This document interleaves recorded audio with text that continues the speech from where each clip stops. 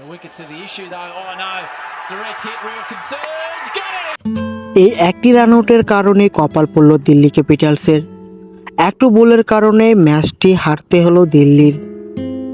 বোলিংয়ে ছিলেন অস্ট্রেলিয়ান তারকা গ্রিন এবং ব্যাটিংয়ে অক্ষর প্যাটেল।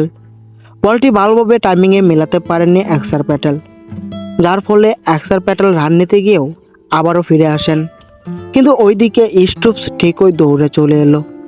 আবার যখন রান না নিয়ে ব্যাক করতে চাইলো, তখন ওই গ্রিন দৌড়ে এসে বলটি দৌড়ে উড়িয়ে মারলো স্টাম্প বরাবর, আর লেগেও গেল ম্যাজিকের মতো।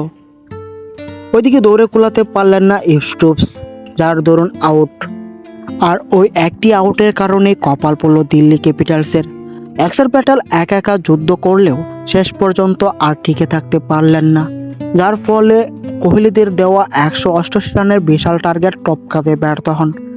আর টপ 4-এ ওঠা প্রায় সব দরজায় বন্ধ হয়ে গেছে দিল্লি ক্যাপিটালসের।